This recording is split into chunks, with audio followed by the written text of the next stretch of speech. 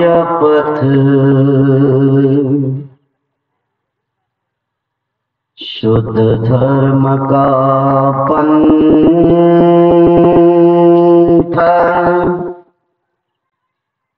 कदम कदम चलते हुए दुर्जन होवे संत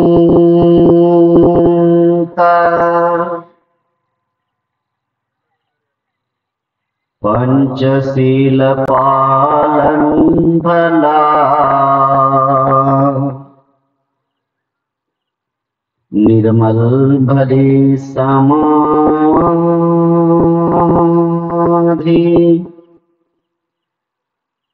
प्रज्ञा तो जागृत भली दूर करे भव व्याधि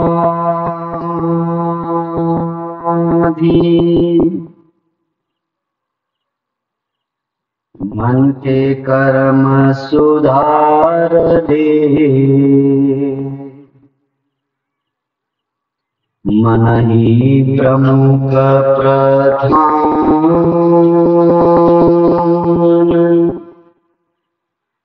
कायिक वाचिक कर्म तो मन ही के संतान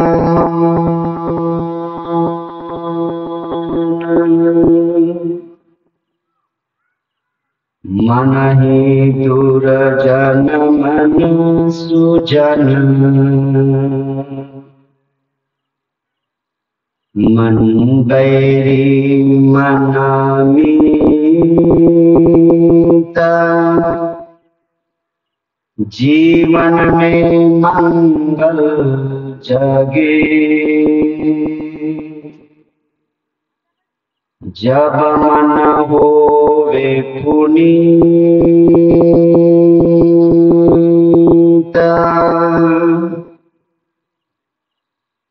जैसे चित्त की चेतना बल वैसा ही हो या दुर्मन का फल दुखद ही सुखद सुमन का हो या जब तक मन में राग है जब तक मैं में द्वेष तब तक दुख ही दुख है मिटे ना मन के क्लेश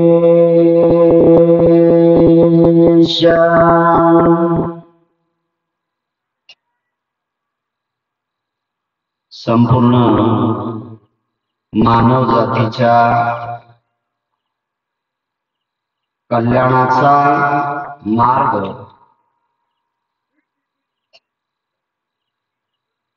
भगवंत सुव्याख्यात करतात.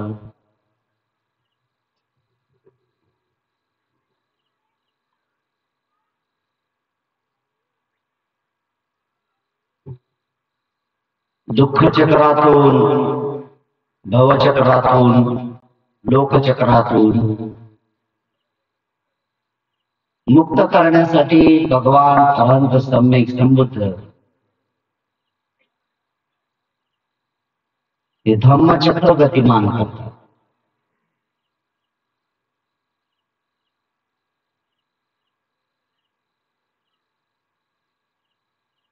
अनेक लोक भगवंताच्या हयातीमध्ये दुःखातून मुक्त झाले,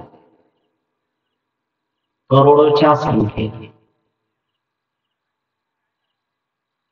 लाखोच्या संख्येने ते भिक्षू परिवर्तित झाले. भिक्षू परिवर्तन होत असताना दिसतात पण करोडोंच्या संख्येने उपासक वर्गही सुद्धा बदलून गेले.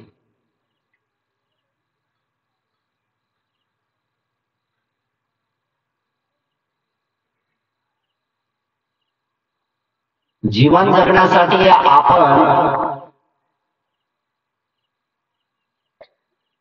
सत्याचा मार्ग अनुसरणं आणि त्या मार्गाने स्वयं चालणं, त्याचा प्रत्यय, त्याचा अनुभव घेणं,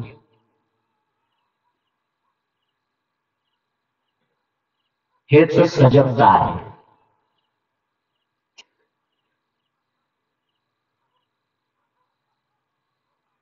दानवांमध्ये आणि मानवांमध्ये जो काही संघर्ष सुरू आहे आपल्याला वाचायला मिळालं. कधी कधी आपण चित्रण बघितलेलं आहे.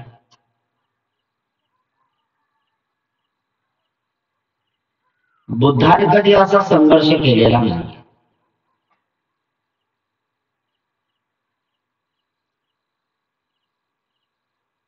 किती मोठा दानव जरी असला, किती मोठा यक्ष जरी असला, किती मोठा राक्षस जरी असला, तरी भगवंतानी त्याला शमवलं, शांत केलं आणि त्याचं अस्तित्व त्याला दाखवलं आणि पुन्हा मनुष्याचं जीवन जग. आणि मनुष्याचं जीवन जगल्यानंतर पुन्हा जन्म मरणाच्या चक्रातून मुक्त होण्यासाठी तू प्रयत्न कर.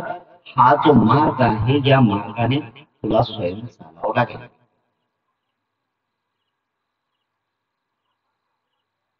एवढा मोठा आदर्श अनंत सम्यक संबुद्ध प्रत्येक मानवाच्या समोर ठेवतो. बुद्धाच्या मार्गात अजिबात कुठल्याही प्रकारचा चमत्कार नाही. चमत्काराला बिलकुल खरा नाही.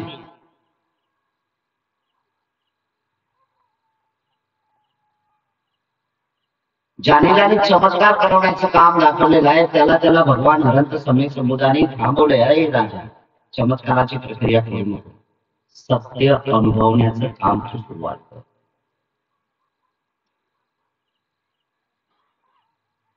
आजच्या पिढीमध्ये चमत्काराची फार मोठी प्रक्रिया सुरू करणारे लोक दिसतात.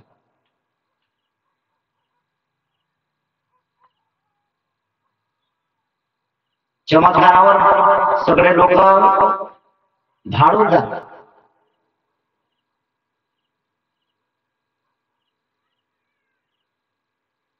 चमत्कार हा मानवाच्या जीवनातला अंतिम दुःखाचा टप्पा नाही.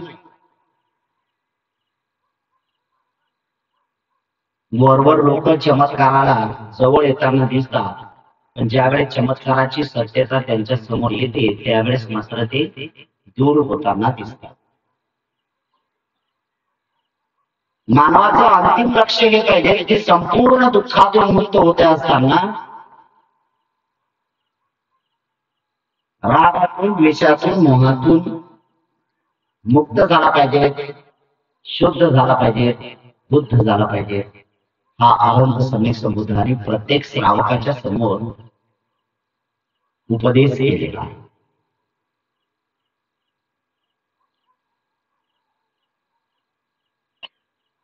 राक्षस कोणीच पाहिलेला नाही.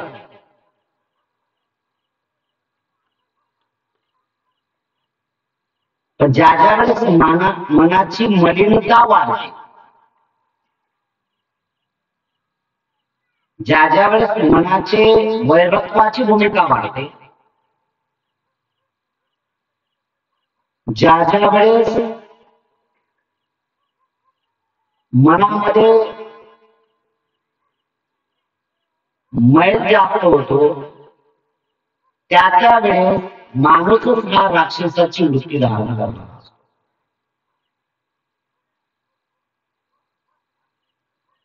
राक्षस कोणाच्या बापाने पाहिला नाही. पण सर्रासपणे आपण राक्षसाची उपमा देऊन टाकतो, हा राक्षस आहे. राक्षस आहे म्हणजे नेमकं काय?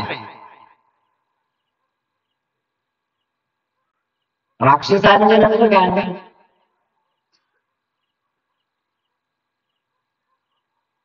की ज्या ज्या वेळेस पंचशिलाच्या विरुद्ध आचरण सुरू केलं त्याला राक्षस म्हणतात.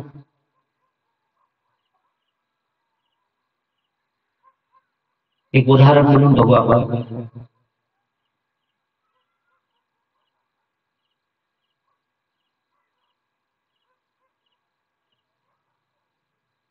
लहान लहान लेकर आहेत, प्रत्येकाच्या घरी अनुभवले आहेत. फार जिद्दी असतात, एवढे हट्टी असतात, खूप हट्टी असतात.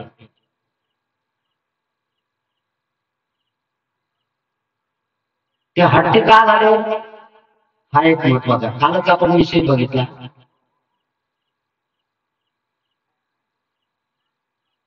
लाक्षणिक गोष्टी जसे आईवडिलांचे त्यांना लागतात तसे काही संस्कार आहेत तेही सुद्धा त्यांना चिकटतात लहान लेकरांना.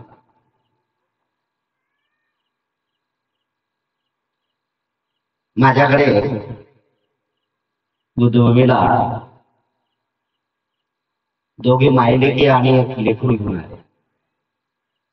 सण झालं की ती एक 3-4 वर्षाची 4-5 वर्षाची मुलगी होती. ती तिची आई आणि आजी.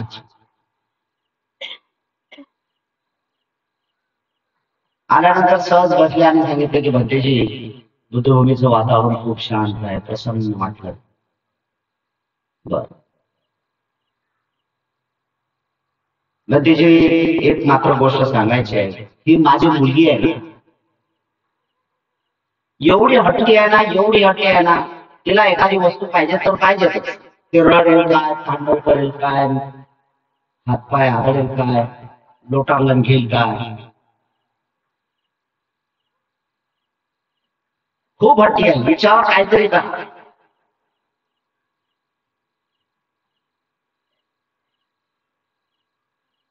मी विचार केला म्हटलं कोणाचे आहे, म्हणजे माझी. म्हटलं हे आई कोण आहे, म्हणजे माझी आई आहे.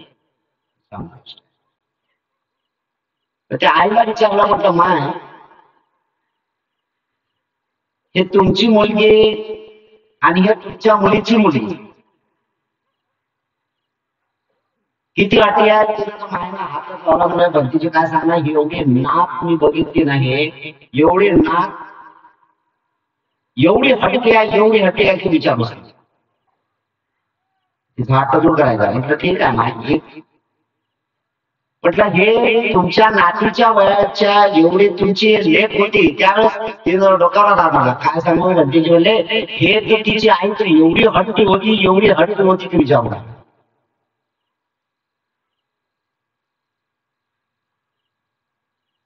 जैसे चित की चेतना फल वैसा ही होय. आई हट्टी आहे म्हणजे लेख हट्टी होणार. मग तो हट्टपणा दूर करण्यासाठी काय करतो आपण, लहान लहान लेकर आहेत ना, 2.5-3 वर्षाची लेकर आहेत तरी आता कॉन्व्हेंट झालंय तरी, कॉन्व्हेंट LKG है ना, शाळेत जातात ते लेकर. लहान लहान लेकराला शाळेत कशाला घालतात तुम्ही सांगा बरं. 2 कारण. लहान लेकराला तुम्ही 2.5-3 वर्षाच्या लेकराला कॉन्व्हेंट मध्ये टाकता, याचे 2 कारण आहेत. काय कारण आहे सांगा. पहिलं कारण माहित आहे तुम्हाला, माहित आहे. पहिलं सगळ्यात मुख्य कारण हे आहे की ते घरात तुम्हाला काम धंदे करू देत नाही म्हणून त्याला शाळेत आहे का नाही. तर हो एकदा म्हणजे घरात आपल्याला घरातले जे काय आवडण्याचं आहे ते आपण सगळं व्यवस्थित करू. आणि दुसरं कारण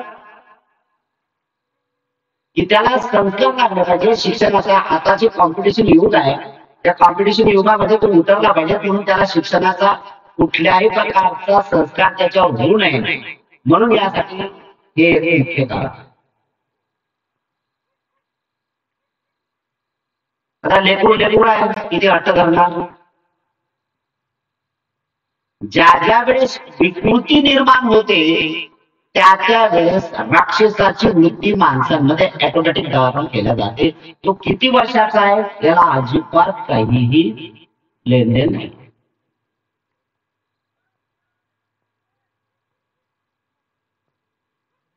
लेकरू शाळेत गेला आणि शाळेतून गेल्यानंतर आई आणायला गेली 1 वाजता.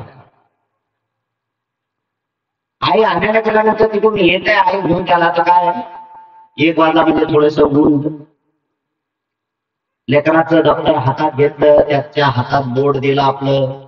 त्या लेकराने बोटाला धरलं आणि रस्त्याने चालत आहे. त्याचा तो युनिफॉर्म त्याचे बूट जे आहे ते लेकरू खेळतय. दगडाला ठोकरा मारत चाललंय. माती उडवत चाललंय. खेळत खेळत खेळत आई पण थोडीशी चालली. बोट कधी सोडला आईचं माहित नाही. इकडे तिकडे कधी त्या लेकराच्या चित्तामध्ये विकृती निर्माण झाली आहे कधीच कळलं नाही. आणि मग सुरुवात केली. बघितलं इकडे तिकडे बघितलं ते झाड होतं. त्या झाडाखाली एक कुत्र झोपलेलं होतं. शांत गाळा गर्द सावलीमध्ये शांत कुत्र झोपलेलं आहे. हे 2.5-3 वर्षाचं लेकरू गेलं. इकडे तिकडे बघितलं. आई थोडीशी 4 पावलं पुढे गेली आणि या लेकराने हातात बसेल एवढा दगड घेतला. त्या कुत्र्याच्या जवळ गेला. पुन्हा इकडे बघितलं तिकडे बघितलं कोणी नाही. आई पुढे गेली आणखी 4 पावलं. बघितलं दगड कुत्र्याजवळ गेला आणि हात दिशी कुत्र्याला मार. कुत्र्याला जसा दगड लागता बरोबर ते कुत्रा ओरडलं. जसं ओरडलं तसे आई धावत लेकराच्या जवळ गेली. लेकरू धावत जवळ आलं. आईने कडेवर घेतलं. हृदयाशी लावलं. आईचं हृदय कंपित झालं. धडधडी वाढली आणि त्या लेकराने आईला मिठी मारत असताना ते हसलं. हसल्यानंतर त्या आईला कळलं. काय कळलं त्या आईला? काय कळलं? हा आगाव धंदा कोणी गेला? कोणी गेला? लेकरांनी केला. म्हणून ते कळेवर आहे ना. ते कळेवरच असताना लेकराने याला गज खाली ठेवली आणि काय म्हणते काय रे राक्षसा. आईने काय म्हटलं त्याला? राक्षसा म्हटलं. किती वर्षाच्या लेकराला म्हटलं? 3 वर्षाच्या 3.5 वर्षाच्या लेकराला. जर 3-3.5 वर्षाच्या लेकराला जर आई राक्षस म्हणते तर थोडासा विचार पाठीमागचा करू. जर आईला जर आई जर त्या लेकराला राक्षस म्हणत असेल तर तिने 9 महिने 9 दिवस पोटात ठेवलं. तर तिला त्या राक्षसाला जन्म देणारी कोण?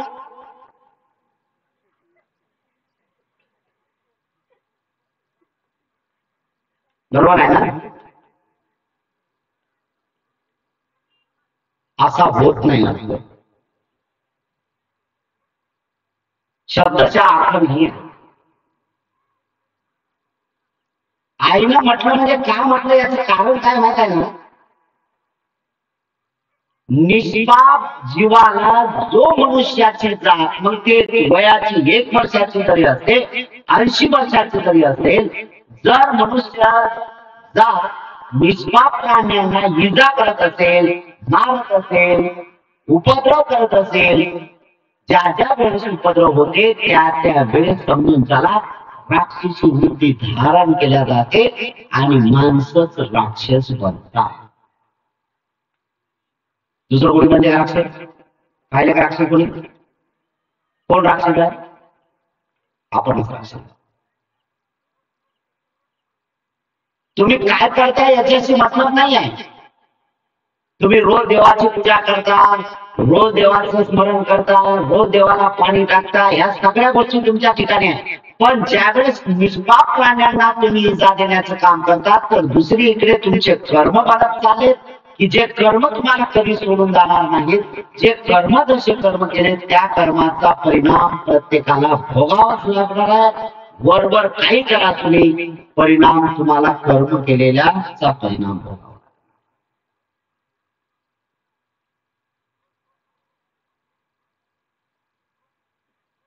बुद्धाने अनंत सम्यक संबोधाने अशा राक्षसी वृत्ती धारण करणाऱ्या माणसाला परिवर्तित केलं, राक्षसाची अवस्था मुक्त करून टाकली आणि बुद्धत्वाच्या दिशेने वळवलं. आठंग कार्य पथ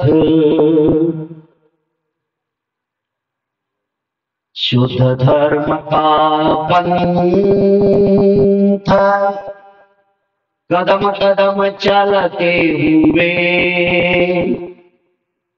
दुर्जन होवे संत. दुर्जन लोक संत होता, पण कधी या 8 मार्गाने चालावं लागेल. आर्यो अष्टांगिको मग्गो.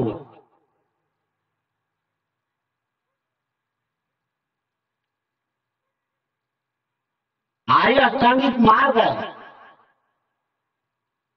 आणि जो जो आर्य अष्टांगिक मार्गाच्या मार्गाने मार्गक्रम करतो समजून चला, विकृतीला दूर करण्याचं काम करतो. आणि विकृतीला काम दूर करण्याचं काम, जशी जशी विकृती दूर होईल तशी तशी आतून शुद्धता करावं लागेल माणसाला.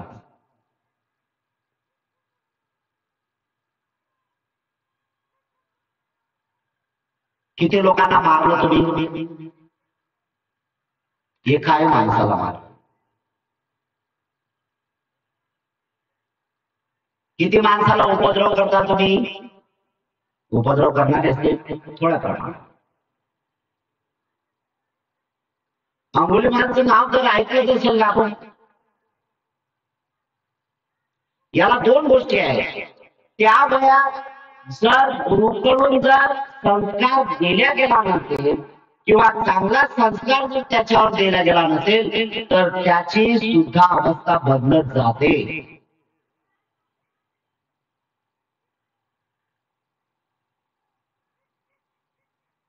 अंगुलीमालाच्या जीवनातली एक अत्यंत महत्वाची घटना ही पण आहे.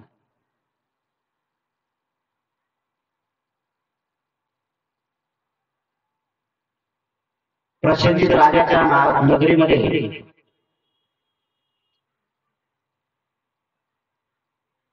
ज्याच्याकडे खजिनदाराचं काम होतं, कोशात,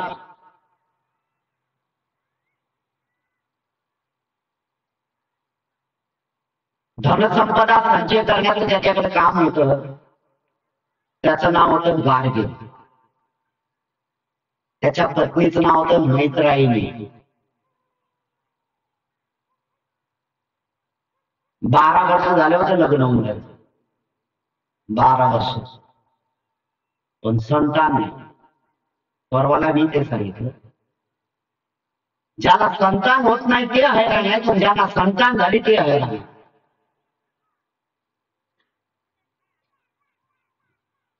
ज्यांना संतान झाली ते हैराण कशामुळे? की योग्य वेळी संस्कार न दिल्यामुळे विकृतीचा परिणाम जास्त वाढला. म्हणून योग्य ठिकाणी योग्य वेळी आपण संस्काराची सुरुवात केली पाहिजे. आणि मी जाणीवपूर्वक सांगतो की हे संस्कार करण्याचं काम त्या माऊलींकडे जास्त असते.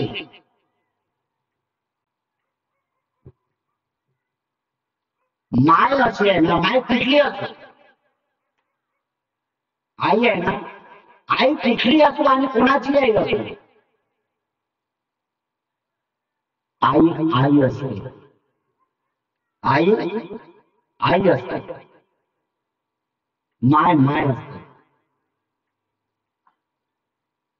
ते आई वाटेल ज्या काय कर्तव्य करत असेल त्याच्याशी मतलब नाही, पण तिच्यासाठी लेकर संतान ही खूप महत्वाची उपलब्धी आहे. संतान खूप महत्वाचं आहे, इम्पॉर्टंट आहे ते. म्हणूनच सगळ्या धर्माच्या ग्रंथामध्ये सगळ्या धर्माने ते एकच सांगितलेलं आहे की प्रथम देवता कोण आहे? माता पिता. तरी पण ह्या गोष्टी नाही करत. आईचं आई वडिलांचं महत्व तिथपर्यंत कायम ठेवतात जोपर्यंत विवाह होत नाही तोपर्यंत आई वडिलांचं महत्व आहे. तो घोडमा जरी झाला ना, लग्न नाही झालं तरी आई वडील चांगले देखभाल करतात. 40 वर्षाचा झाला ना, लग्न नाही केलं तरी आई वडिलांसाठी ते लेकरूच आहे. मी तर हे कसं पाहिलेलं आहे, 80 वर्षाचा म्हातारा झाला होता आणि त्याची आई 120 वर्षाची होती. पण 15 दिवस तो म्हातारा गावी गेला होता ना, बायकोने विचारलं नाही, आईने विचारलं 15 दिवस. अरे बाबा, आणि मी ते प्रत्यक्ष पाहिलं, डोळ्याने पाहिलं. आई गेली, त्याच्या तोंडावर हात फिरवला, पप्पी घेतली आणि सांगितलं, बाळा तू 15 दिवस दिसणार पाहिजे. त्याने हात दिला. अगं आई, मी 80 वर्षाचा आहे, म्हातारा आहे, तुला माझे लेकरं मोठमोठे नातू आहेत मला ते. अरे तुझे नातू तुझ्यासाठी असतील, तू तर माझा लेक आहेस ना. आई आई असते. आणि म्हणूनच भगवान अनंत सम्यक संबोधाने जाणीवपूर्वक हे म्हटलेलं आहे, माता पितू पठानं पुत्रदारस संगो अनाकुलाच का म्हणता येत मंगलम उत्तमं. आई वडिलांची सेवा करणे परम कल्याण नाही. आई वडील हे अत्यंत महत्वाचे आहे. आई वडिलांची सेवा करा. काय सेवा करायची असं नाही, आई वडिलांची सेवा करा म्हणजे हातपाय चेचा त्यांचे असाचा अर्थ होत नाहीये. आई वडिलांची सेवा करा म्हणजे त्यांचा अपमान होत नाही, अपमान होणार नाही याची काळजी तुमच्याकडून करा. मोठे मोठे लोक पाहिले हो मी, वृद्धाश्रमामध्ये टाकतात.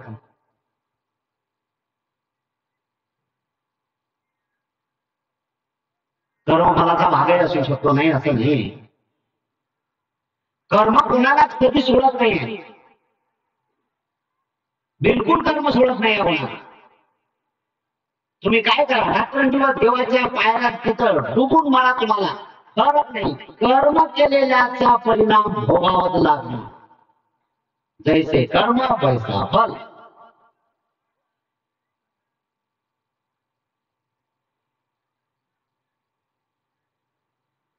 अमरावतीला एक कुटुंब प्राध्यापक म्हणून,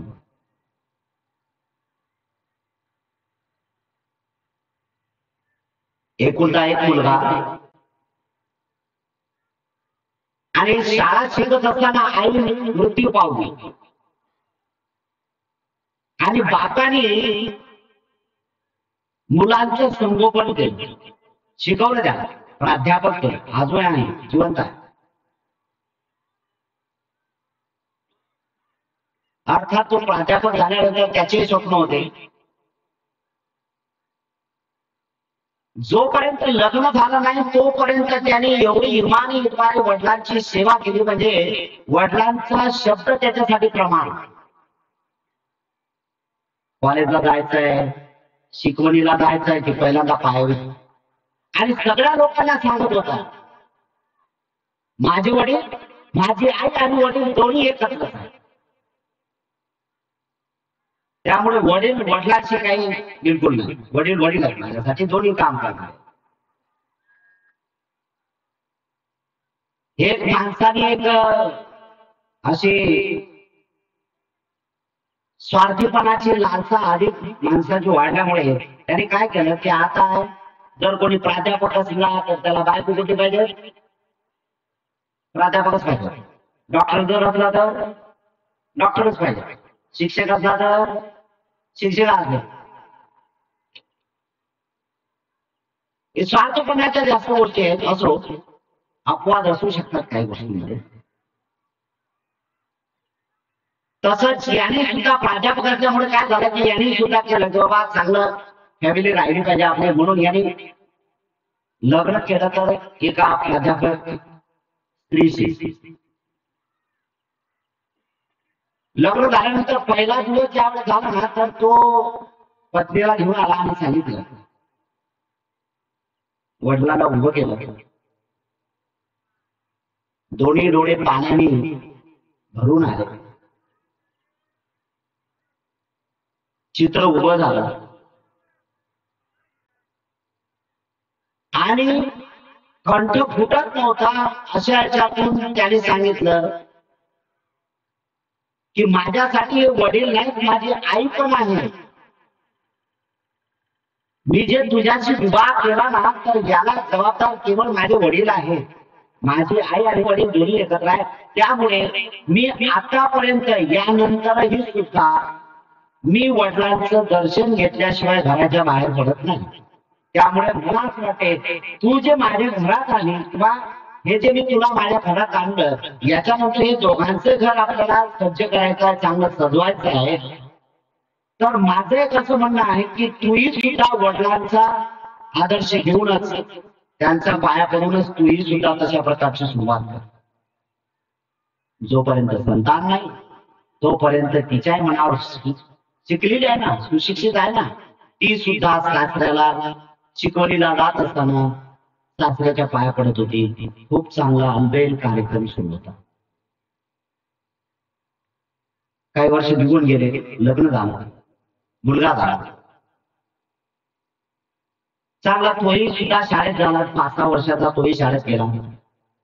7व्या वर्षाला आज तो डॉक्टर मुलगा आहे. 7 वर्षाचा मुलगा झाला आणि संयोग असा झाला की म्हातारा काय करत होता, म्हाताऱ्याला चिलीम पिण्याची सवय होती जास्त.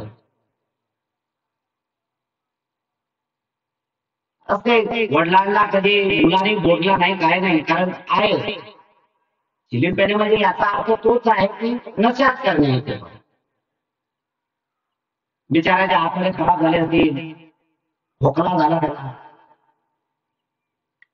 आणि मग काय झालं अशा ह्याच्यामध्ये की दुपारी कॉलेज संपवून ज्यावेळेस ती मैत्रिणी सोबत प्राध्यापकीने घरी आली, त्यावेळेस मग चांगला आलं तर माझ्या घरी या, सासरा बसलेला. आणि संयोग असा झाला की सगळ्या मैत्रिणी ज्या प्राध्यापक होत्या त्या सगळ्या एकत्र बसल्या आणि मग त्यांचं बोलणं किंवा ह्या सगळ्या गोष्टी गप्पा करणे ह्या सगळ्या गोष्टी झाल्या. आणि त्याच्यात ती बोलली की तुम्ही माझ्याकडे आलात का, आपण थोडासा तुम्हाला नाश्ता बनवते. म्हणून पोहे बनवायला घेतले, पोहे बनवले, प्रत्येकाच्या प्लेट मध्ये टाकले आणि प्रत्येकाला प्लेट द्यायला सुरुवात केली. आणि तेवढ्या म्हाताऱ्यांनी खोक खोक सुरुवात केली. म्हाताऱ्याने खोकायला सुरुवात केली आणि खोकतोय. खोकल्याबरोबर यांनी घास घेतला आणि म्हाताऱ्याने कल्लार फेकले. त्यांच्या भाषेत कल्लार फेकले. कल्लार फेकला. शिकलेला असल्यामुळे काय झालं की त्यांना रीच आली. एक एक घास खाल्लेला होता म्हणून त्या सांगितलं बस ग मला नको आता. बघ म्हणले नाश्ता करायचा तुम्ही एक एक घास खायला नको नको राहू दे, आता घरी जाऊन जेवायचं. आता हे एवढं तुझ्यासाठी तुमच्यासाठी बनवलं मी आणि मला कसं काय करणार. नाही नाही ते राहू दे, आता असं झालं तसं झालं. शेवटी जोड घेतोय तिला प्रश्न केला. काय का म्हणले हे कोण आहेत. म्हणजे माझे सासरे आहेत. आणि मी सुरू केलं ना, माझे पती लहान असताना आई गेली, अमुक झालं तमुक झालं आणि तेव्हापासून यांनी सांभाळ केला या सगळ्या गोष्टी. म्हणजे ठीक आहे, हरकत नाही. चित्तामध्ये उत्पन्न भावना करून देण्याने सांगितलं. निघताना सांगितलं की हे काही योग्य वाटलं नाही आम्हाला, की आम्ही जेवतो काही आहे का नाही या गोष्टीचे आणि ते बाहेर फिरतात ते बरं नाही वाटत आम्हाला, म्हणून आम्ही नाश्ता केला नाही. प्राध्यापक बाईच्या डोक्यात बसलं ना, अरे वा बस झालं का बंद. संध्याकाळी प्राध्यापक आले नाही. आल्यानंतर 7 वर्षाचा मुलगा आहे, वडील आहेत. गेल्याबरोबर बाबा कसे आहात तुम्ही, चांगला आहे, ठीक आहे. वडिलांना माहित नाही, कोणालाच माहित नाही सगळं काय. घरी गेल्यानंतर संध्याकाळची स्वयंपाकाची तयारी सुरू होती. प्राध्यापक बाईने स्वयंपाक सुरू करायला सुरुवात केली. म्हणून हा बाहेरून आल्यानंतर हाय पाय वगैरे चालत होतं. हा गेल्यानंतर बायकोला हाय केलं. हाय केल्यानंतर नो रिस्पॉन्स. रिस्पॉन्स केला ना काही नाही. त्याच्यानंतर गेला जवळ गेला. म्हणजे मी बोललो तू ऐकलं नाही, कामात आहेत का. नाही ते ठीक आहे ठीक आहे. काय झालं बाय बोलच ना. पुन्हा विचारलं काय झालं सांग ना. नाही बाबाला विचारलं. म्हणजे तब्येत वगैरे ठीक आहे का, काही झालं का? म्हणजे काहीच नाही. मैत्रिणी आल्या होत्या तिच्या, प्राध्यापक सगळ्या होत्या, ते बाहेर आल्या होत्या, झालं गेल्या ते निघून. काय मुलाला विचारलं, बेटा मम्मीला काय झालं? तू म्हणजे काहीच नाही झालं. पुन्हा गेला आणि सांगितलं, सांग ना काय झालं, काय झालं सांग. हे दोन शब्द महत्वाचे आहेत. कधी कधी म्हणजे समोर दोनच शब्द महत्वाचे आहेत, बाकी नाही आलं ना तरी हरकत नाही. दोन शब्द बोला, ऑटोमॅटिक मीटर डाऊन होईल. स्वारी म्हटलं की डायरेक्ट खाली टेम्परेचर मायनस मध्ये केले नाही. आणि प्लीज हे दोन शब्द बोलले झाला का? हा गेला का तिथं पुन्हा आल्यावर अटॅकला सांग मला, सांग ना ऐकत नाही म्हणून हाय बोला, प्लीज जरा सांग मला. बाय रागा होती, तुम्ही जर सांगत होते असं झालं जसं झालं अमुक झालं तमुक झालं, हे काय आहे तुमचं? माझ्या एवढ्या मैत्रिणी आल्या आणि त्यांच्यात माझी इन्सल्ट झाली. काय तर तुमचे वडील ठोकले आणि ते बाहेर फेकलं सगळं, नाश्ता करत असं नाही, एवढं समजत नाही ह्या गोष्टी. अरे वा, डोक्यात पुन्हा भुसा एवढीच गोष्ट. ठीक आहे, शांत. नवीन गाडी घेतली होती आणि प्रयोग सुरू झाला होता की चोऱ्या करता धमक करतात. म्हणून बापाला वडिलांनी बापाला लेखाने सांगितलं, प्राध्यापकाने सांगितलं की बाबा काय आपली गाडी बाहेर असतं ते आणि हे सगळं. आणि बाळा काय होतं नाही, मी माझ्या होतं मी बाहेर बघतो ना, बाहेर ऑटोमॅटिक खाट बाहेर झालं तुझ्या मनात. परसेवा ही पुण्य है, पर पीड़ नहीं पाप, पुण्य के सुख ही मिले, पाप किए दुख ताप.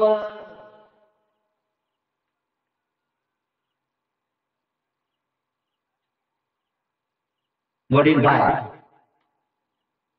आता नाश्ता लेट झाला, एक दिवस दोन दिवस तीन दिवस दिवस झाले, बस वडिलांकडे दुर्लक्ष दुर्लक्ष दुर्लक्ष. 3-4 दिवस झाल्यानंतर 15 दिवसाचा कालावधी पूर्ण झाला आणि वडिलांना अशी परिस्थिती झाली की ते सगळ्या गोष्टी कळत राहिल्या. अरे मला तर घराच्या बाहेरच काढायचं होतं तर मला डायरेक्ट सांगायचं होतं, असा प्रयोग माझ्याशी कशाला करायचा. म्हाताऱ्याने मनावर घेतलं. बाईक कॉलेजला निघत असताना नाश्ता चहा तसाच सांगितलं, माझे हे घेऊन जा. त्याच्यानंतर चहा पण तसा, जेवण पण तसंच. म्हातारीने हात लावला, बघता येऊन तो दुपारी म्हातारा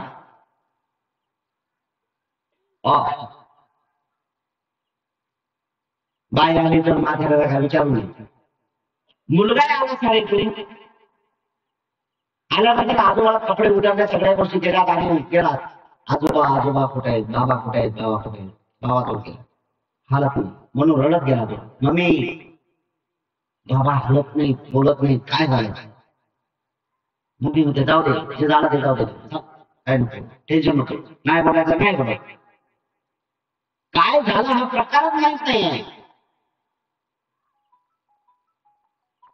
त्या सगळ्या गोष्टी बघताय, दुपार झाली 2:30 वाजले, खरं बघतोय तर काय, मुलगा आला बघतोय, अगं बघतोय का तू बघितलं तर नाश्ता तसाच आहे, जेवण तसंच आहे, चहा तसाच ग्लासामध्ये ठेवलेला आहे, काही दिसलं. काय झालं बघितलं तर बस. अरे गेला, बाईने केला फोन, वडील असं असं झाले, बस तो आला तिथून. त्यावेळेस कोणी रडलं नाही. सगळे लोक जमा झाल्यानंतर रडायला सुरुवात होते. हा एक माणसाचा विचित्र स्वभाव आहे. 50-60 वर्षे लग्न होऊन एकमेकाच्या सोबत संगाती करतात पती पत्नी. जर म्हातारा रात्री गचकला ना तर म्हातारी त्यावेळेस बोलत नाही, घरात नाही रडत ते. बाहेर गेल्यानंतर लोक दिसायला लागले की त्यावेळेस मग गड्ड होतो. होताना चांगला गेला ना मग घरात रडणं, मा बाहेर कशाला दाखवते. होते का असं कधी? नाही. जिवंत माणसांपेक्षा मेलेल्या माणसाचा त्रास जास्त माणसाला होतो. जिवंत माणसांपेक्षा मेलेल्या माणसांची भीती जास्त वाटते. किती भीती वाटते पाहिजे ना. सगळ्यात पहिली भीती. भीती कशाची वाटते माहित आहे का? कर्माची. कर्म. भीती आपल्याचा कोणी गेला ना, बिलकुल नाही. रात्री 12 वाजता गेला ना तर मग राहू दे ना, झोप ना बिचारे तिथे.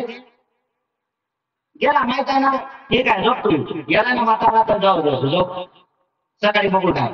बिलकुल नाही द्यायचं. घरात जेवाय. भीती याची वाटते कारण मी जिवंतपणे याच्याशी जो व्यवहार केला, तो व्यवहार जर चुकीचा असेल आणि तिलाच माहित असेल किंवा त्यालाच माहित असेल चुकीचा व्यवहार झाला, म्हणून त्या चुकीच्या व्यवहाराचा पश्चाताप होतो. आणि तर यदा कदाचित हे मोठी डोक्यावर भीती आहे, जर हा मृत्यू पावला, अशांत मृत्यू जर याची झाली असेल तर हा भूत होईल आणि छाताळावर बसेल. भीती कशाची आहे? हे जे लोक कार्यक्रम करतात का नाही, लोक कार्यक्रम करतात, हिंदू धर्मी बांधव आहेत ना, एक दिवस कार्यक्रम केले मेल्यानंतर किती दिवस करतात? 13 दिवस. 13 किती दिवस? पहिला दिवस, दुसरा दिवस. बरं, जेवढे पाहुणे आले, एखादा गरीब जर असेल बिचारा, काही शेती देती नसेल त्याच्याकडे, है ना, त्याचे किती हाल होतील रे. आणि दसऱ्याच्या दिवशी गोड सगळ्या पदार्थ करावे लागतात, पंक्ती उठावं लागतात. जर त्याच्याकडे ऐकत नसेल तर काय करावं त्यांनी? घर बी, घराचे पत्रे बी, आणि पाहुण्यांना जेवण. आणि त्याच्यात पाहुण्यांनाही जेवण द्यायचं असेल तर असं जेवण नाही, आग्रहपूर्वक वाढावं लागते. जर जिलेबी बनवली असेल त्याने घरी, तर काय करावं लागते? आग्रहपूर्वक पंक्तीमध्ये जावं लागते. घ्या घ्या घ्या ना, माझे वडील मिळे मरणाचं घ्या एखादी जिलेबी खा. कशी विकृती आहे माणसाची. अरे जिवंतपणी जे गोष्टी करायला पाहिजे त्या सोडून दिल्या, मेल्यानंतर तुम्हाला काय करायचं आहे का? हे सगळा कार्यक्रम करतात ते कशासाठी करतात? हे आपण त्या लोकांशी किंवा ज्या गेलेल्या मृत व्यक्तीशी आपला जो व्यवहार आहे तो अधर्माचा व्यवहार आहे, आणि अधर्माचा व्यवहार असल्यामुळे त्याची जास्त भीती वाटते. माझं सगळ्यांना सांगणं, बौद्ध लोक काय कमी आहेत का? और मुस्लिम धर्म में भी 40 दिवस पढ़ता है, एक दिवस नहीं, 40 दिन प्रोग्राम रहता है. 40 दिवसापर्यंत सगळ्या गोष्टी घडवं लागतात. त्याने रड वेडून असते त्यांच्यात. हे करतात कशासाठी? म्हणून बौद्ध लोक सुद्धा जलदान निधी. काय जलदान निधी? अरे बुद्धाला ज्यावेळेस वेडून दिलं त्यावेळेस तो जलदान निधी तो वेगळा, आणि तुम्ही करताय जलदान, मेल्यानंतर जलदान निधी करताय.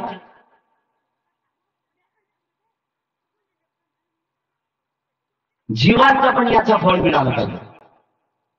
मेल्यानंतर काहीच नाही. मेल्यानंतर तर सगळं खोटं आहे, सगळं खोटं. भीती याची वाटते की काय काय लोक तो कार्यक्रम केल्यानंतरही म्हणतात, बौद्ध लोक असतील तर काय म्हणतात, बाबा आमच्या घरात जलदान केला पण घरात आमच्या अशांतता वाटते. मग अशांतता वाटते म्हणजे कशाने? अशांतता कोण करणार आहे त्या घरात? कोण करणार आहे? कोणीच नाही ना. मृत व्यक्तीचं झाला 1 महिना झाला निघून गेला तरी घरात अशांतता वाटते. म्हणजे याचा अर्थ तुमच्या मनातले जे तरंग आहे, तुमच्या मनातल्या ज्या भावना आहेत, त्या भीतीच्या भावना तुम्ही घरात स्प्रे केल्या, पसरवल्या, आणि त्या पसरवल्यामुळे त्याचे तरंग निर्माण झाले आणि ते तुम्हाला जास्त त्रासदायक होतात. म्हणूनच तुम्ही याच्यानंतर बौद्ध लोक असतील तर काय म्हणतात? पुन्हा आमच्या घरात परित्राण घ्या. हिंदू धर्मी बांधव असतील तर काय म्हणतात? आमच्या घरात शांतीची पूजा घ्या. शांतीच लागत नाही आमच्या घरात. सत्यनारायणाची पूजा आहे किंवा अधिक आहे, कुठला प्रोग्राम करायचा आहे ते करा आमच्या घरात. कशासाठी? का खर्च करता? काय आवश्यकता याची? जिवंतपणे माणसाशी व्यवहार करण्याची वृत्ती आमची बदलली पाहिजे. मेल्यानंतर काय विचार नाही, जिवंतपणे काय कर्म केलं तुम्ही. हे कार्यक्रमच होऊ नये यासाठी प्रयत्न करा. हे कार्यक्रमच होऊ नये, जनता मिटिंग किंवा ते दसवा दिन वगैरे हे कार्यक्रम होऊ नये यासाठी पहिल्यांदा तुम्ही त्या व्यक्तीशी वागा. आणि म्हणूनच आहे हे जाणीवपूर्वक बुलढाणा जिल्ह्यातलं एक उदाहरण मला आवडतं.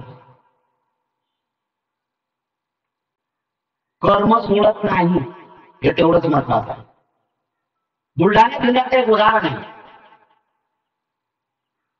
मुलगा आणि मुलगी दोनच त्याला संतान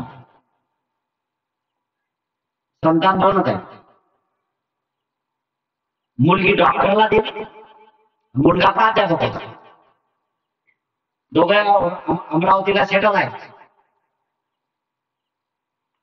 आणि म्हाताऱ्याचे अनेक कार्यक्रम आहे सगळं. सून पण चांगली भेटली, लेकरं पण आहे, जावाई पण चांगला भेटला, लेकरं पण आहे, सगळं व्यवस्थित कार्यक्रम. दोघांच्या इकडे गाड्या आहेत, दोघे आपापल्या कार्यक्रमामध्ये व्यस्त आहेत, आपल्या ड्युटीमध्ये चांगलं व्यस्त आहेत. अधून मधून वडिलांना कॉल करतात, बोलावतात, खेळातात. वडील आणि आई कधी गाव सोडून तिकडच्याकडे जास्त दिवस राहिले नाही. ते म्हणजे बाबा गावात आमचे लोक आहेत, सगळ्यांचे त्यांच्याशी व्यवहार आहे. म्हणून पैसे आहेत, धनही चांगला आहे. गरीब लोक असतील तर त्या गरीब लोकांना ते वेळोवेळी मदत करत होते. गावाचे लोक त्यांचा गावात काही झालं ना तर सल्ला या म्हाताऱ्याचा आणि म्हातारींचा घेत होते आणि योग्य सल्ला देत होते. चांगलं जीवन जगण्याचं काम.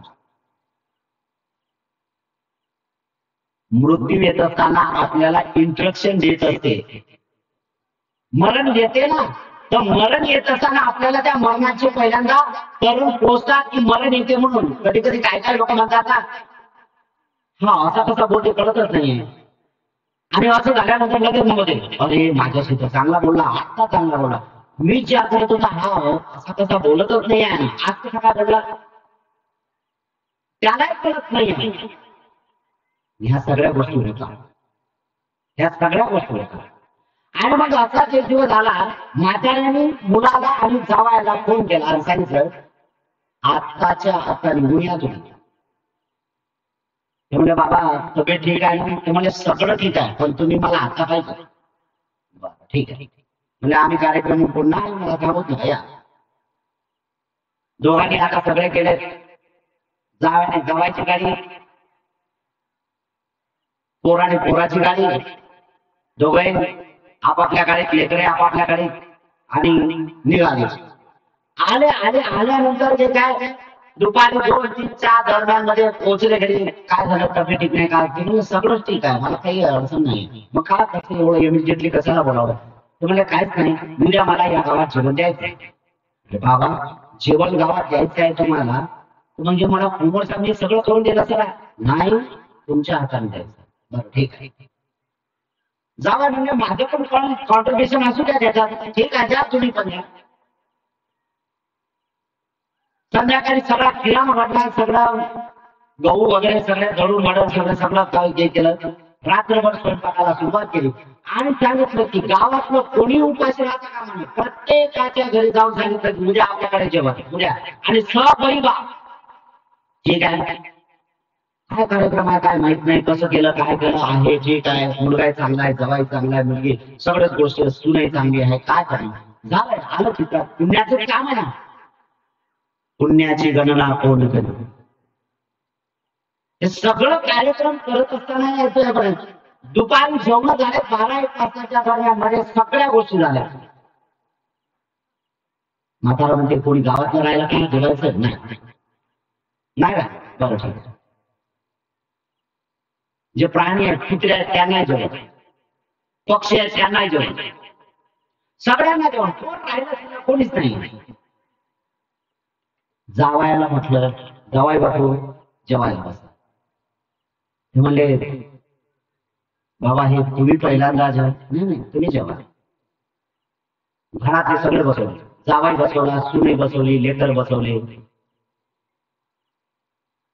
मुलगा बसवला, लेकर बसवली, सगळं झालं. बायको नवऱ्याच्या पलीकडे नव्हती, म्हणून नवऱ्याचा आदर्श तिने जाणीवपूर्वक सांभाळला.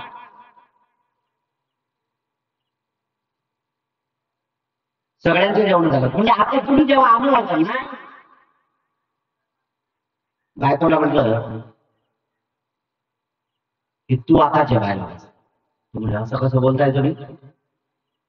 एवढं वय झालं माझं, तुम्ही जेवल्याशिवाय मी जेवले नाही, हा पती पत्नीचा धर्म मी पाळलेला आहे. ते म्हणजे या धर्माला आपल्याला बंद करायचं आहे, या धर्माला आपल्याला बदलायचं आहे. ते म्हणजे तुम्ही असं कसं बोलताय? काय नाही, जेवायचं तू माझ्या अगोदर आता जेव. काय झालं काय म्हणतो? म्हाताऱ्याने ताट वाढलं बायकोला आणि सांगितलं आतापर्यंत मला जे झालं ते. म्हातारा म्हणला मी तुला हात धरवतो आज. म्हातारी म्हणलं काय झालं तुम्हाला, या वयात काय करताय तुम्ही? नातवाला जरा इंटरेस्ट आला आणि नातू म्हणे नाही आजोबा बरं आहे तुमचं, चला बाबा तुम्ही बरं आहे, आईला म्हणवा आईला म्हणवा, ते त्याला फोटो काढा असं कर. म्हातारी लाजत होती. ते सांगितलं लाजू नको, अहो आपलं एवढं वय वर्ष झालेलं आहे, तू माझ्या संगाती आहे, तू माझी अर्धांगिनी आहे, याचा मला पूर्ण विश्वास झालेला आहे, म्हणूनच मी काम करत आहे. आज मी तुला बोलवतो. म्हणून म्हातारीने 2 घास बनवून म्हातारीनं रडणं सुरू केलं ना. हे काय झालं तुम्हाला कळत नाही. सुखाचा अश्रू दुःखाचा अश्रू कसं झालेलं काय असेल, सगळेजण हसायला लागले आणि म्हातारीचं जेवण झालं, खाटेवर बसला. म्हाताऱ्याने बाईला खाटेवर बसवलं. बस म्हणजे जावाई बापू आहे तर कसं सून बरं नाही वाटत, काही नाही. बस बसता बसता म्हाताऱ्याने सगळ्यांकडे बघितलं आणि श्वास सोडला. सबका मंगल सबका मंगल सबका मंगल होय रे. म्हातारीने प्राणपट बुजवलं. काय केलं? जिवंतपणी ह्या सगळ्या पुण्य अनुमोदनाच्या क्रिया केल्या. कोणालाच नाही. सगळे जण हसाव की रडाव हा मोठा प्रश्न आहे ना. हसाव की रडाव हे कोणालाच कळत नाही. मृत्यू असा झाला पाहिजे की ज्या मरणाने तुम्हाला सगळ्यांना सांगितलं आहे. म्हणून रडत असताना हे ते गाडगे महाराजांचं एक महत्वाचं काम आहे आणि गाडगे महाराजांनी तेच सांगितलेलं आहे. मरत तर येणारच आहे ना. आणि 3 शब्द आपल्या हृदयात ठेवून ठेवा. मृत्यू कधी येईल, कुठे येईल आणि कशाने मरण येईल. मरण कधी येईल, कुठे येईल आणि कशानेही मरण येणार आहे. मरणाचे काय आमचं अग्रीमेंट झालं का काही? मरणाची काय काळा झाला का? हे बाबा मरणा एवढ्या वाजता ये, हे मरणा एवढ्या वयात ये, बिलकुल नाही. मरण तर कधी येणार आहे. काय मी आता तुमच्याशी बोलत आहे, काय सांगणार माझ्या एखाद्या शरीराचा अवयव बिघडला, बोलता बोलता माझी प्राण घेऊ शकते. मरण मरण आहे. या मरण्याच्या अगोदर आपण काय कर्म केले याला महत्वाचा आहे आणि तोच महत्वाचा कर्माचा भाग आपण सगळ्यांनी जाणला पाहिजे. हेच तर बुद्धाने शिकवलेलं आहे. मृत्यू आहे आणि हा परम मित्र आहे. माणसाचा परम मित्र मृत्यू आहे. ज्याला जगायचं असेल त्यांनी किती वर्ष जगायचं तर काय करणार, जगून काय करणार.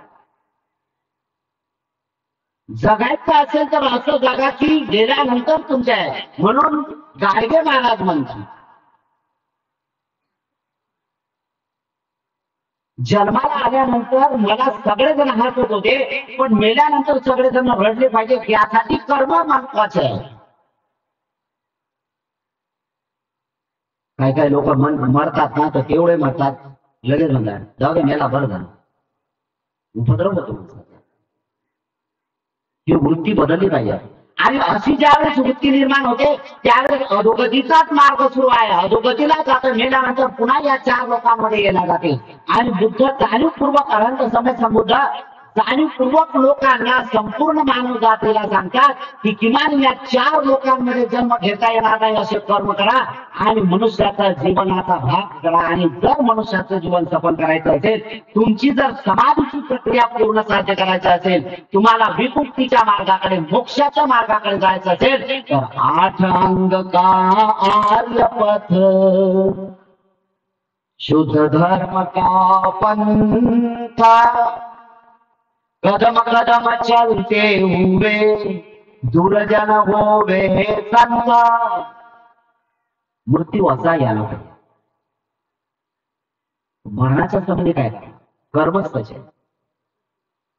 म्हाताराचा मृत्यू झाला, सगळे जण रडायला सुरुवात केली. प्राध्यापक रडते, प्राध्यापिकेने रडते, लेकरू रडते, सगळ्या लोक गोळा झाले. काय करायचं जरा. आणि मग एका गोष्टीची सुरुवात केला. हा मी का सांगितलं होतं का. आणि बोलता बोलता सहज बोलतात लोक. म्हणून म्हाताऱ्या माणसावरही जरा तेवढाच विश्वास दाखवा रे. म्हातारा माणूस आहे म्हणून घराच्या बाहेर नका टाकू द्याला. हा मानवाचा धर्म नाही, हे अधर्माची बाब आहे. तुमच्या घरात म्हातारा असेल किंवा म्हातारी असेल ना, अरे ते तेवढेच महत्वाचे आहे. रडता रडता मात्र हे बोलल्या जाते. रडताना काय बोलतात माहित आहे घरातले. आणि ही प्राध्यापक बाई ही रडत होती. मामाजी तुम्ही गेलेत ना, आता घर कोण सांभाळेल.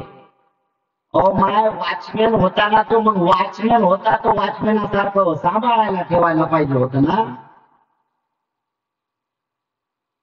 घरात ना म्हातारा माणूस वॉचमॅनचं काम करते. अरे तुम्ही वॉचमॅन नोकरीवाला ठेवताय ना, तो वॉचमॅन ठेवत असताना तुमच्या घरात जर एखादा नवीन पदार्थ केला तर त्याला खायला देता, एवढा विश्वास याला. मग घरचा माणूस आहे म्हातारा माय किंवा वडील आहेत म्हातारे, त्यांना घराच्या बाहेर हाकलून देतात. कुठल्या धर्मात जगता रे तुम्ही लोक, कुठल्या धर्मात शिकवलं रे हे, आणि कुठल्या धर्माचं पालन कुठल्या देवाने शिकवले, कुठल्या देवाच्या पाया पडता रे तुम्ही लोक. अधोगतीचे कामं तुम्ही करत नाही का. अधोगतीचे कामं तुम्ही करत आहात ना, आणि तुमचे कर्म तुम्हाला कशी होणार आहेत. नाही सोडू शकत.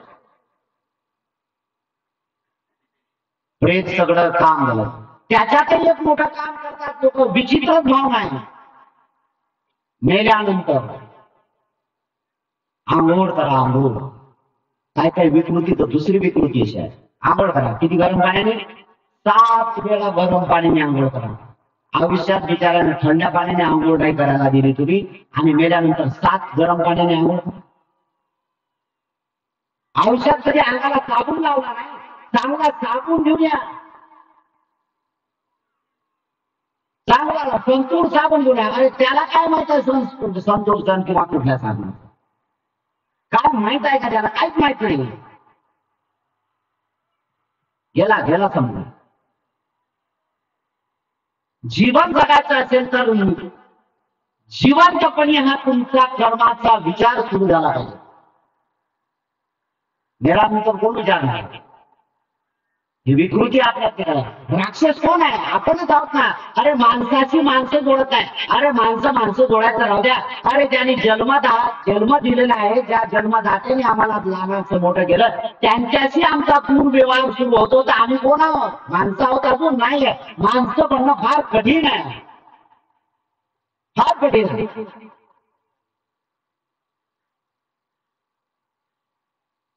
आंघोळ करा. आंघोळ केल्यानंतर बस तिरडी सुजवली, हे करा ते करा अमुक करा. त्याला काय माहित नाही. त्याच्यानंतर सुरुवात केली. या बाईने काय केलं, घरात भीती मोठी काय करणार. म्हाताऱ्या माणसाचं मन होतं इथे काय करणार. पुढे एक एक सामान घरातलं सगळं. 7 वर्षाच्या त्या लेकरांनी ग्लास वाटी ताट बाजूला गेलं. सगळं तेवढं घेऊन जा. म्हाताऱ्याचं काही नका घेऊन येतं, सगळं घेऊन जा. लेकरांनी त्या हातात घेतल्या आणि सांगितलं मम्मी हे नाही देत. म्हणजे का नाही देत. आजोबाची आठवण राहिली पाहिजे.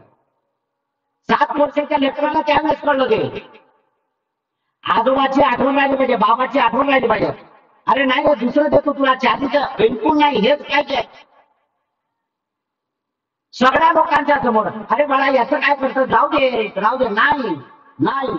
अरे याचं बाबाचं मन असेल नाही का, तर हे गेलेलं बरं, नाही तर घरात उपद्रव निर्माण होते. नाही मम्मी हे मला पाहिजे, मी ठेवणार. विचारलं बाळा या ताटाचं ग्लासाचं वाटीचं काय करणार असेल. ते म्हणजे काय करणार नाही मम्मी, तू पण म्हातारी झाली ना की तुलाही सुद्धा ह्याच्यातच जेवण देणार आहे. जैसी चितकी चेतना, तुम्ही जसा व्यवहार कराल तसंच फळ मिळण्यात आहे. कर्म कोणालाही सोडत नाही. बाईच्या डोळ्याच बघ गरम फिरलेत ना, काय झालं. मला हे ताट म्हटली, का रे बाबा, मी तर तुझी आई मम्मी ह्या सगळ्या गोष्टी, तुला खूप मोठं करायचं आहे, डॉक्टर करायचं, हे करायचं, आणि तुम्हाला कर्म आहे, कर्मफल आहे. आणि कर्मफलातून कोणी शिकत नाही. कर्मफलातून आपल्याला मुक्त व्हायचं असेल तर जिवंत माणसाची व्यवहार हा प्रामाणिक आणि नैतिकतेचा व्यवहार असला पाहिजे. तुम्ही कोण्या जातीचे असा, धर्माचे असा, तुम्हाला कोण विचारत नाही. तुमचा व्यवहार किती श्रेष्ठ आहे या व्यवहाराला सगळे जाणतात, आणि तोच महत्वाचा भाग सुरू असला पाहिजे. यासाठीच तर शिबिराची मांडणी असते. करोडरजीच आहे ना, हे करावं लागेल तर मग उन्नती होईल. आणि हे मनुष्य लोकांसाठी आहे, हे जन्मारांसाठी नाही आहे, माणसांसाठी आहे, माणसांसाठी. आणि म्हणून माणसाने माणसाची व्यवहार करत असताना नैतिकता पूर्ण केला पाहिजे. त्यासाठीच तर या गोष्टी केल्या जातात. म्हणून जे जे लोक आहेत, जे राक्षसी वृत्ती निर्माण होते, त्यालाही बदलवण्याचं काम रंगसंगीत संबोध करतात. प्रसिद्धित राजाच्या नगरामध्ये गार्ग्या आणि मैत्रिणी 12 वर्ष लग्न झाले. 12 वर्ष लग्न संतान किती हैराण झाले. आणि संयोग झाला की एका मुलाला जन्म झाला. म्हणून मिठाई घेऊन झाला. आताच्या अलीकडच्या काळात मिठाईमध्ये भाग वाटून घेतले या लोकांनी, आहे का नाही? मिठाईत सुद्धा भाग केले तुम्ही, तो काय याच्यात त्याच्यातच स्त्रीलिंग पुरलिंग केलेला आहे त्याच्यात तुम्ही, आहे ना? मुलगी झाली तर काय वाटतं रे, वा वा जिलबी. आणि मुलगा झाला तर काय रे, कुठूनच शिकले मला काय कळत नाही. मुलगा झाला तर पेढा, काय तर पुरलिंग आहे. मुलगी झाली तर जिलबी. कुठल्या रशात मिठाई मिठाई आहे ना. त्याला मुलगा झाला, तो आनंद व्यक्त करण्यासाठी मिठाई घेऊन गेला. अर्थात पेढे नेला असं म्हणायचं नाही मला, मिठाई नेली, काहीतरी गोड पदार्थ नेला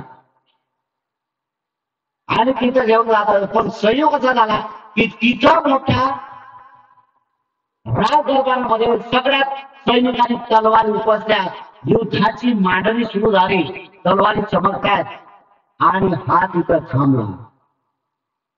अशा संघर्षाच्या समयी मी जर मिठाई वाटते तर राजा काय म्हणणार आहे? आनंद झाला तुला, युद्ध होते तर आनंद झाला. अरे बापरे, काय करायचं नाही, राहिला तसा. आणि चक्र फिरलं त्याचं. अशा असुविधीने माझा मुलगा जन्माला. हिंसा होण्यासाठी हे सप्तर झालेले आहे. म्हणून माझ्या मुलाचं नाव मी बदललं पाहिजे. म्हणून त्या मुलाचं नाव गार्ग्या आणि मैत्रिणीने त्या मुलाचं नाव ठेवलं अहिंसक. काय नाव ठेवलं? अहिंसक. हिंसा होत नाही, एवढा राजगंध पोरगा, खूप सुंदर मुलगा, चपळ. दिवसाने दिवस, महिन्याने महिने, वर्षाने वर्ष वाट. 8-10 वर्षात झाला, आश्रमात पाठवलं. आणि त्या आश्रमात पाठवत असताना संयोगाचा आहे की त्या आश्रमातले जे काही गुरु आहे, आचार्य आहेत, त्या आचार्यांनाही संतांना. आचार्यांचं नाव आहे मणिभद्र. मणिभद्र. आणि पत्नीचं नाव आहे सुभद्रा.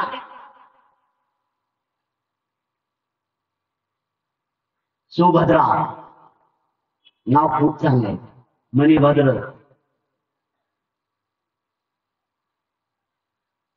भद्र म्हणजे सभ्य, सु म्हणजे अधिक सभ्य. आणि हा मुलगा शाळा शिकायला तिथे आश्रमात गेला, शिक्षण सुरू झालं.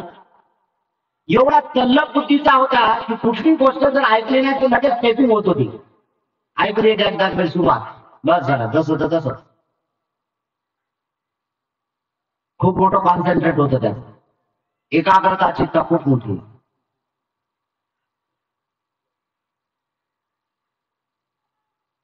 एक महिना, 2 महिने, 3 महिने, 6 महिन्यापर्यंत काम झालं. आणि 6 महिन्यापर्यंत गुरुच्या एवढा जवळचा झाला हा अहिंसक की हुशार विद्यार्थ्यांना गुरुजी जवळ करतात. म्हणून याला विद्यार्थ्याला, अहिंसकाला गुरुजीनं जवळ केलं, सांगितलं हे कर ते कर, सगळं एवढा प्रिय झाला. काही मुलांचं मात्र पोट शिवून उठायला लागलं की बाबा कसा आहे जवळ आहे म्हणून हळूहळू बदनामी करायला लागले. हा असाच आहे तो तसाच आहे, गुरुजी हा मला मारतो, गुरुजी असं करतो तसं करतो. गुरुजीने एकदा दोनदा बघितलं, अरे हा मुलगा तर तसा नाहीये, जाणीवपूर्वक बदनाम करतात. शेवटी बदनामीचे काम आहे. तुकोबाराया जाणीवपूर्वक म्हणतात, निंदकाचे घर असावे शेजारी. पण निंदा करणाऱ्याची काही पात्रता असते. लय निंदा करतात लोक, असहाय्य होते. निंदकाचे घर असावे शेजारी, है ना. त्या निंदकाकडून काहीतरी शिकल्या जाते असं असलं पाहिजे. पण काही त्याला पात्रता आहे. आता तर निव्वळ खालच्या दर्जाच्या निंदा करतात लोक. एवढ्या खालच्या विचारू नका. अर्थात निंदा निंदा आहे. या अहिंसकाच्या बाबतीत निंदा करायला सुरुवात आहे. एखादं वर्ष सुरू झालंय, वर्षाने वर्ष गेले, जवळजवळ 8 वर्षाचा मुलगा 8 वर्षे तुझा काढले आणि 8 वर्षांमध्ये एवढी काय त्यांनी उपलब्धता करून घेतली की एवढं काय गुरुजीचं जसं तसं शिक्षण जीवनात उतरलं. 16 वर्षाचा मुलगा अहिंसक झाला आणि अहिंसक 16 वर्षाचा झाल्यानंतर बस गुरुच्या पत्नीने, गुरुमातेने, गुरुजी सांगत होते की मुलगा अहिंसक खूप गोंडस आहे, देखणा आहे. म्हणून गुरुमातेने सांगितलं, गुरुजी एकदा घरी येऊन या ना त्याला. म्हणून गुरुजीने आश्रमाच्या बाहेर घरी आपल्या घरी घेऊन गेले. बघितला मुलगा तर गुरुमाता एवढी प्रभावित झाली आणि मनोमन विचार करत राहिली की असा मला लेख पाहिजे होता. 16 वर्षात फिरता राजवंद देखणा. आणि मग गुरुजीला विनंती केली, गुरुजी एवढा हुशार विद्यार्थी याची निंदा करतात ना, याला घरीच राहू द्या. ठीक आहे, गुरु मातेचा आहे, ठीक आहे, राहू दे. याला अधिक अभ्यास करायचा होता म्हणून गुरु मातेच्या समोर काम करायला लागला. कधी पाणी भर, कधी तांदूळ निवड वगैरे सगळ्या गोष्टी करायला लागल्या. गुरु मातेचा एवढ्या लवकर जवळ झाला तो की खूप.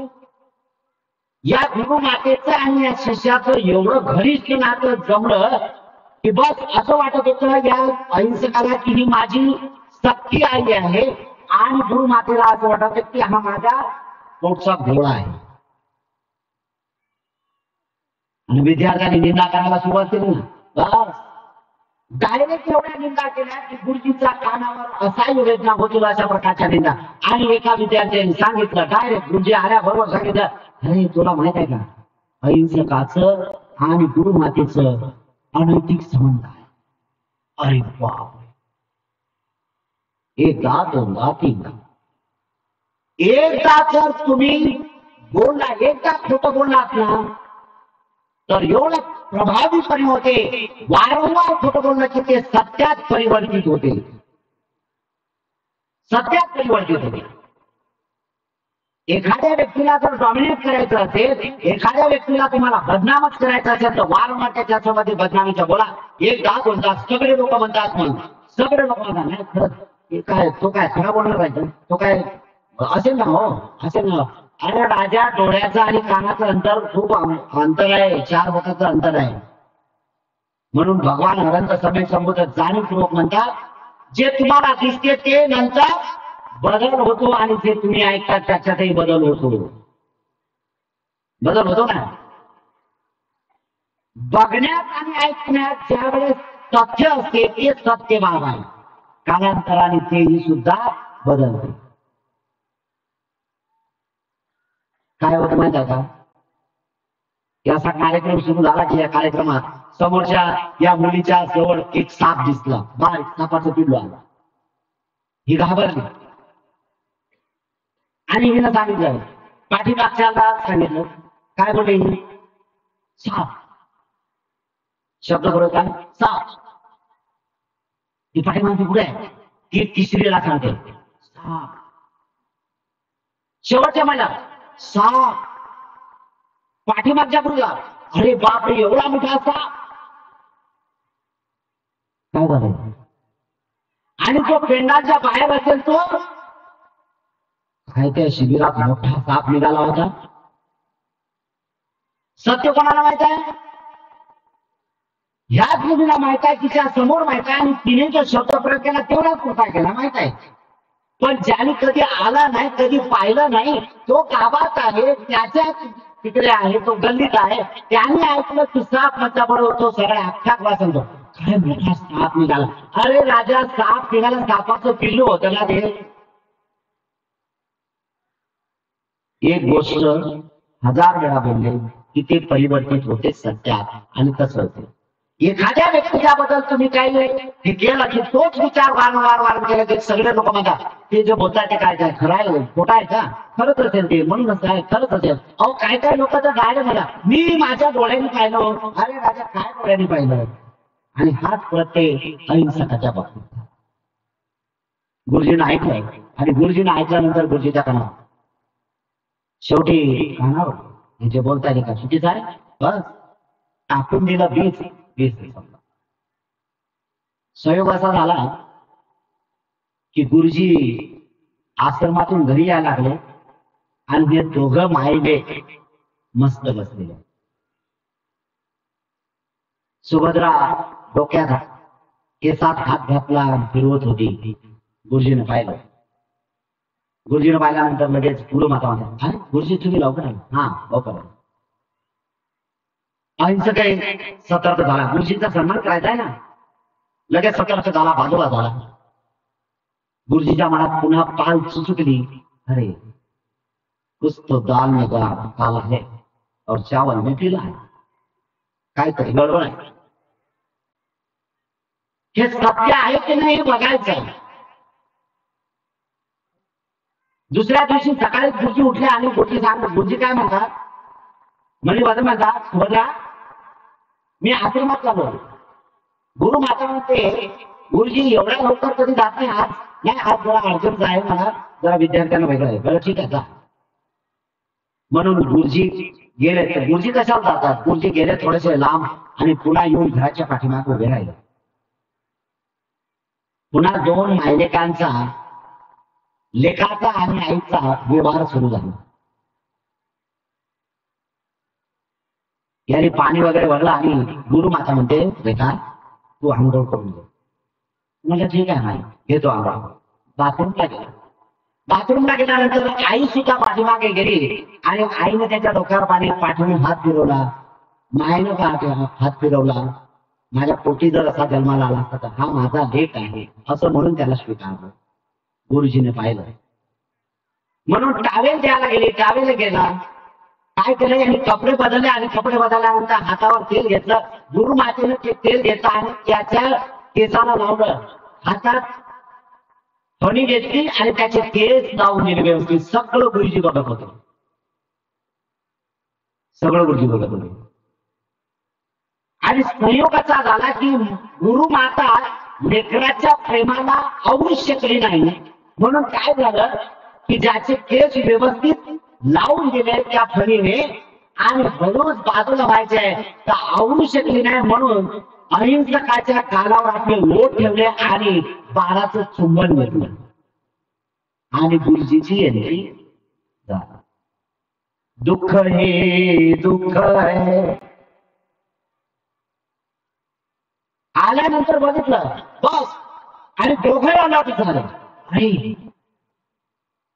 आणि गुरु मातेने शब्द उच्चारला, गुरुजी तुम्ही एवढा लवकर. आणि गुरुजीची शब्द